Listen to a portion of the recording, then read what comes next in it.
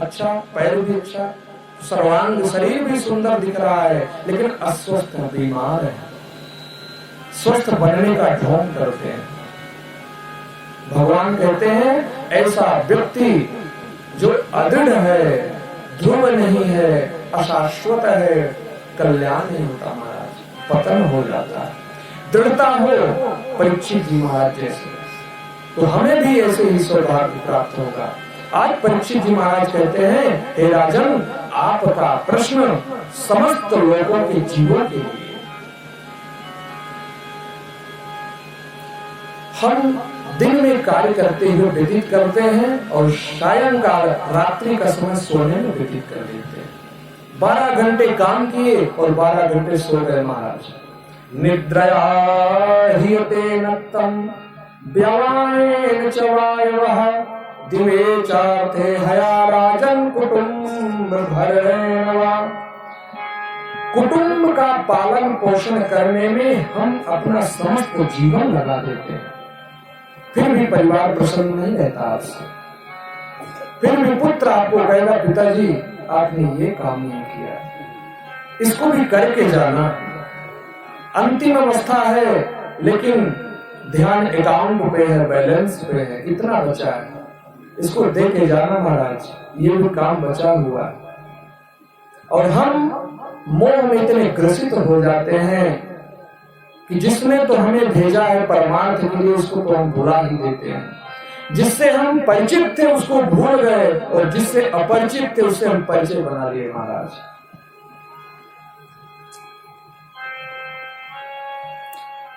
परीक्षित जी महाराज कहते हैं, हे प्रभु, आपका दर्शन प्राप्त करके हम कृतकृत्य हुए। सुखदेव जी महाराज कहते हैं, यदि जीवन धन्य बनाना है तो 3 सूत्रों को अपना लो, जीवन में कल्याण हो जाएगा। कौन से? बोले, श्रोतव्यः कीर्तितव्यश्च स्मर्तव्यश्चेक्षता भयम्। श्रोतव्यः कीर्तितव्यश्च, भगवान की इन कर्णपुटों के द्वारा कथा श्रवण करो महाराज। अधिक से अधिक कथा श्रवण करो, भगवान नाम संकीर्तन करो। जहां संकीर्तन हो रहा है वहां आप अपना उपस्थिति दर्ज कराओ। नहीं आ रहा है तो किसी से सुनो, लेकिन कीर्तन करो। पहला सूत्र, यदि जीवन को धन्य बनाना है तो श्रोतव्यः कीर्तितव्यश्च। और दूसरा बोले, भगवान की कीर्ति, भगवान के यश, भगवान के चरित्र को श्रवण करो। श्रोतव्यः कीर्तितव्यश्च, पहले तो आपने सुना, क्योंकि श्रद्धा कब तक नहीं आती, जब तक हम किसी के विषय में जान ना जान। जाने बिनु न होई प्रतीति, जब तक हम आपके विषय में जानते नहीं तब तक प्रतीति करते क्या? विश्वास। तब तक विश्वास नहीं होता हमारा। हमारे बगल में विद्वान बैठे हो कोई, लेकिन जब तक हम उन्हें जानेंगे नहीं तब तक उनके प्रति हमारा विश्वास नहीं होता महाराज। इसलिए पहले जानो। कैसे? तो कीर्तन करोगे आप, परिचय करोगे तो जानकारी आपको प्राप्त होगी। किसका कीर्तन कर रहे हैं? बोले भगवान कृष्ण का। तो स्मरण हुआ कि नहीं? श्रोतव्यः, सुना आपने। कीर्तितव्यश्च, सुना तो विश्वास हुआ। जब विश्वास हुआ तो आपने कीर्तन किया, और जब आप कीर्तन किए दूसरा सोपान आप प्राप्त कर लिए, तो श्रोतव्यः कीर्तितव्यश्च स्मर्तव्यश्चेक्षता भयम्।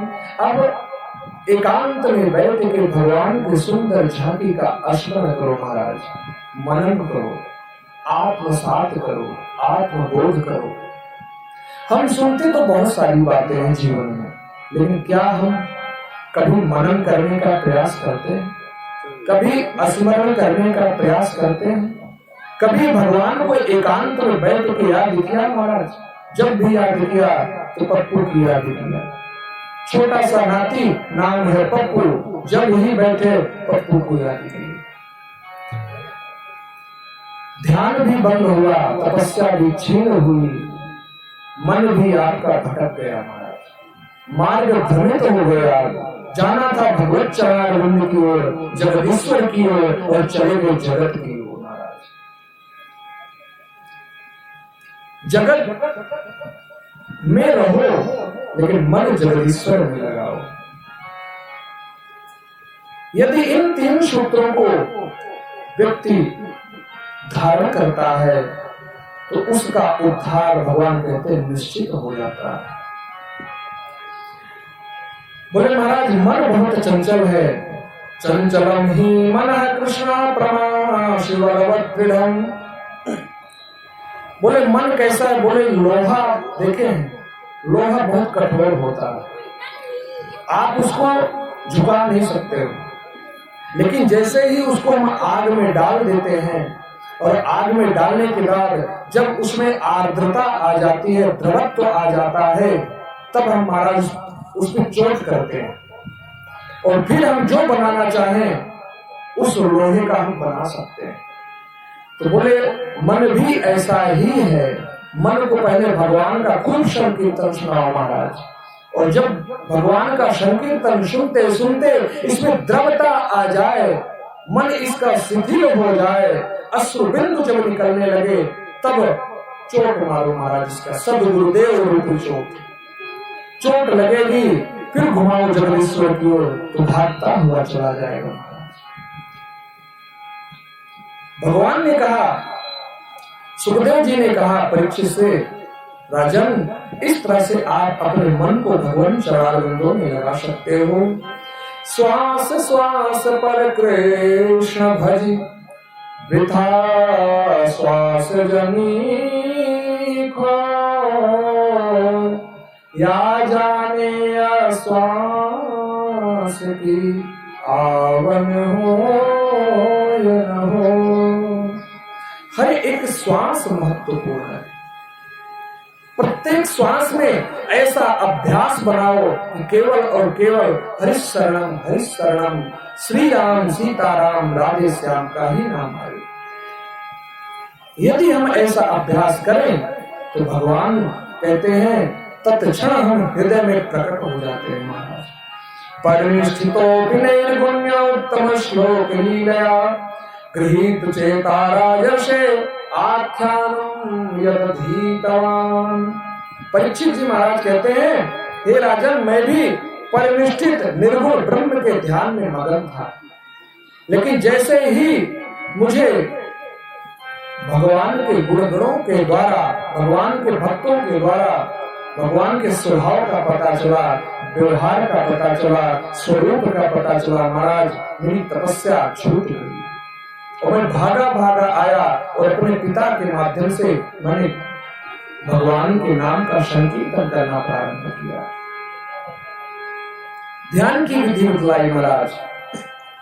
परीक्षित जी कहते हैं, महाराज मेरे पास समय बहुत कम है, 7 ही दिन है और 7 ही दिवस में मुझे तक्षक नाम का सर्प दंश करेगा।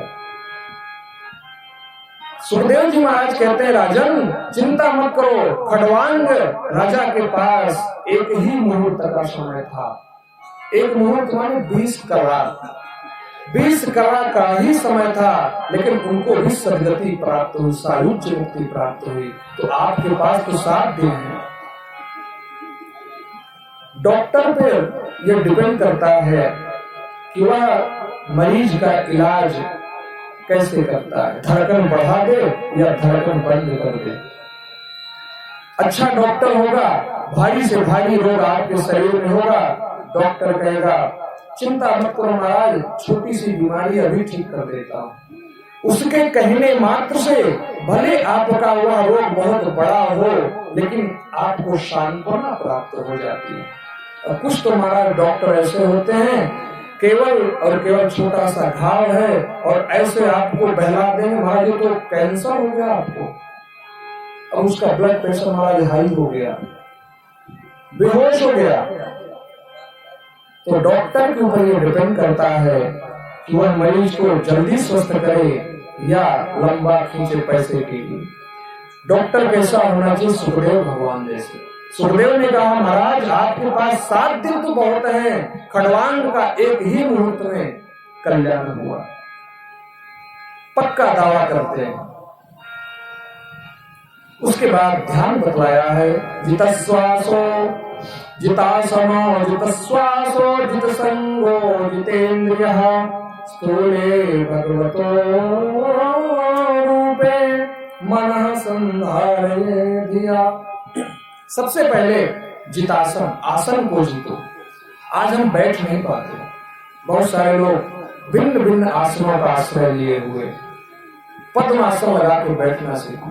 जब तक एक आसन आप जीत नहीं सकते, कोई काम नहीं कर सकते हमारा जीवन में, पूरा ही हो ही नहीं सकता। शास्त्र प्रमाण है इसके लिए। इसलिए सबसे पहले क्या करना चाहिए, बोले आसन को जीतो, बैठना सीखो। पहले मेरुदंड सीधा होना चाहिए। जितश्वासो, जब आसन सिद्ध होगा तो श्वास पे अपना पकड़ बनाओ।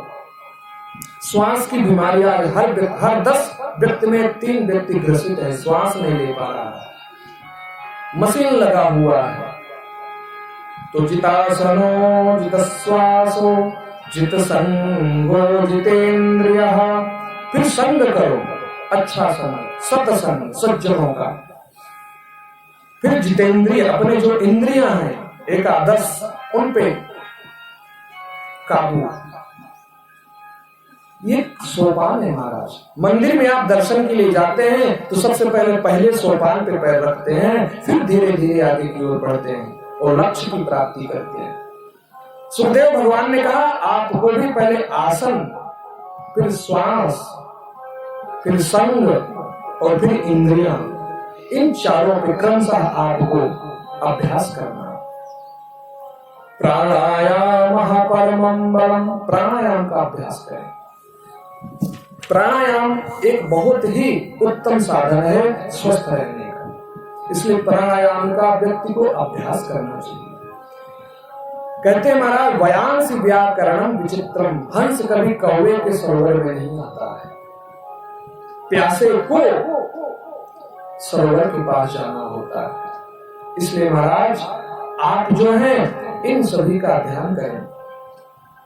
भगवान का जो मध्य भाग है कटी जंघा, उसके नीचे 7 लोग और 7 लोग ऊपर, अतल वितल तलातल रसातल महा तलातल पाताल। ये जो 7 लोग हैं ये कटी के अधा भाग में नीचे, भू हुआ श्वः जना तपास सत्यम, ये जो 7 हैं ये कट के ऊपर भाग को बताया गया। इसी बात को बाबा तुलसी श्री रामचरितमानस में कहते हैं, पद पाताल शीस यज धामा, पद पाताल शीस यज धामा, पद पाताल शीस यज धामा, पद पाताल शीस यज धामा, पद पाताल शीस यज धामा, पद पाताल शीस यज धामा, पद पाताल शीस धामा,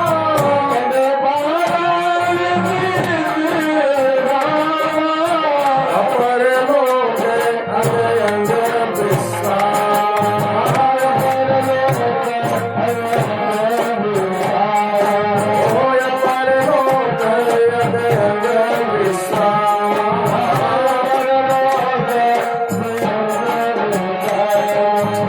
अपर लोक अजय अंग विश्राम, तुलसीदास जी ने रामचरितमानस में कहा, पद पाताल शीस अज धामा, अपर लोक अंग अंग विश्रामा।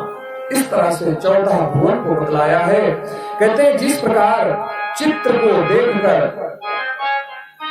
चित्रकार का स्मरण हो जाता है, जिस प्रकार चित्र को देखकर चित्रकार का स्मरण हो जाता है तो उसमें आसक्ति हो जाती है। महाराज कितना सुंदर चित्र बनाया है, और जो मेरे प्रभु ने चलते फिरते चित्र बना दिया उस पर ध्यान नहीं जाता है व्यक्ति का। इस संसार में अनेकों लोग हैं लेकिन एक जैसा कोई नहीं, अद्भुत चित्रकारी भगवान है। कोई सांवला तो कोई गोरा, कोई काला तो कोई बहुत ज्यादा गोरा। हमारे गुरु जी बताते थे कि किसी ने प्रश्न किया, महाराज विदेशी इतना गोरे क्यों होते हैं और भारतीय सांवले क्यों होते हैं? बहुत ही सुंदर दृष्टांत गुरु जी ने बताया कि देखो, जैसे ईंट होते हैं ना, ईंट की पहले बनाया जाता है, फिर उसको पकाया जाता है, तो जो ईंट गोरा हो गया अर्थात पक गया, उसको जला दिया जाए, तो जो जलता है तब गोरा होता है। तो जो गोरे वो जले हुए और जो काले हैं वो अर्ध जले हैं। दोनों का प्रयोग भिन्न भिन्न है। कोई तो सफेदी दिख जाती महाराज, गोरे में भी सफेदी। महाराज वो कौन सा प्राणी है? वो सबसे ज्यादा जला हुआ है। शब्द प्रयोग जला का प्रयोग हो रहा है, लेकिन है गोरा। उसी प्रकार भगवान कहते हैं कि हमारी यह जो चित्रकारी है, जो प्रकृति में हमने जो अनेक चित्रों को बना दिया है, मयूर पंख को देखो महाराज, वो चित्रकारी कर सकता है दोनों ऐसा। बहुत सुंदर भगवान ने उपदेश दिया है। इसके बाद सुखदेव महाराज ने कहा, कामनाएं व्यक्ति की बढ़ती चली जा रही हैं, इच्छाएं। तो जिस कामना, जो आपकी कामना हो, उस देवता का आराधना करना चाहिए। बोले महाराज, यदि सरस्वती की कामना हो, विद्या प्राप्त करना हो, तो भोले बाबा का आराधना करो। यदि अन्न की कामना है तो माता अदिति का उपासना करो। यदि रूप की कामना है, अच्छा स्वरूप चाहिए, तो गंधर्वों की उपासना करो। दाम्पत्य जीवन यदि सुखी चाहते हो तो मां भगवती पराम्बा पार्वती का उपासना करो। और यदि कुछ नहीं चाहिए तो भगवान नारायण की उपासना करो। और यदि सब कुछ चाहिए तो भी भगवान नारायण की उपासना करो, क्योंकि वो सब कुछ प्रदान करने वाले हैं। वृक्ष होता है, प्रत्येक डाल पे आपको जल डालने की आवश्यकता नहीं। वृक्ष के जड़ में जल डाल दें, प्रत्येक पल्लव शाखाएं जो है वो पल्लवित हो जाएंगी। कहने का अभिप्राय, भगवान सर्वोपरि, भगवान नारायण सर्वोपरि। भगवान को प्रसन्न कर लें तो समस्त देवता स्वयं प्रसन्न हो जाते हैं महाराज। अकामः सर्वकामो मोक्ष कामोदारधीः तीव्रेण भक्ति योगेन यजेत पुरुषः परः। अकामः सर्वकामो, बोले काम ना युक्त हो या सकाम, इच्छाएं हो या ना हो, तीव्र भक्ति योग के साथ भगवान का तो स्मरण करना ही चाहिए। जैसे हम जन्म लेते हैं, हमारा कर्तव्य भगवान अपने माता पिता के प्रति बहुत सारे होते हैं, उसी प्रकार भगवान ने भी हमें भेजा है, तो भगवान के प्रति भी हमारे कर्तव्य होते हैं महाराज। और यही एक ऐसा मानव तन रूपी चाबी है जिससे आप उस परम धाम के ताले को खोल सकते हैं। जगत और जगदीश्वर, जगदीश्वर की ओर यदि आपने चाबी को घुमाया, अर्थात दाएं, जगदीश्वर की चाबी किधर? दाएं, और जगत की बाएं। बाएं चाबी आपने घुमाया, जगत की ओर आपका झुकाव हुआ, ताला बंद हो जाता है। और जगदीश्वर की ओर यदि आपका झुकाव हो गया, तुम्हारा ताला खुल जाएगा। कहने का अभिप्राय, भगवान की शरणागति को प्राप्त करें, भगवान नाम संकीर्तन करें, भगवान को बार बार स्मरण करें। और यदि हम मानव तन को प्राप्त कर लिए और यदि भगवान के भजन नहीं किए, तो चार लोग महाराज बहुत प्रसन्न होते हैं, बोलते ये मेरा अग्रज है। मनुष्य तन तो प्राप्त कर लिया, लेकिन ये मेरा बड़ा भाई है। कौन कौन आपकी प्रशंसा करते हैं? स्वर्गवराहो श्रीखरैः संस्तुता पुरुष पशु नयत कर्णपथो पेतो जातु नाम मृगदाग्रजः ध्यान से सुनेंगे समझ में आएगा। पहला स्व, स्व का अर्थ होता है कुत्ता। कुत्ता मनुष्य को देखकर बहुत प्रसन्न होता है। बोले क्यों? बोले इसका शरीर तो मनुष्य का है लेकिन लड़ता मेरे ही जैसे है। जैसे हम लोग परस्पर युद्ध करते हैं वैसे ये इंसान भी परस्पर लड़ता है महाराज। भाई से लड़ जाता है, पुत्र पिता से लड़ जाता है। संबंध इतने विकृत संबंधों में आ गई कि महाराज मर्यादा तो नष्ट ही हो गया इनका। तो कुत्ता मनुष्य को देखता है तो प्रसन्न हो जाता है। वर्ण आकार दूसरा है लेकिन स्वभाव मेरा है, अर्थात मेरा बड़ा भाई है महाराज। अब आप सोचो क्या आप कुत्ते के भाई हो सकते हो? संभव नहीं। दूसरा स्विड वराहोष्ट खरी, विड सुअर।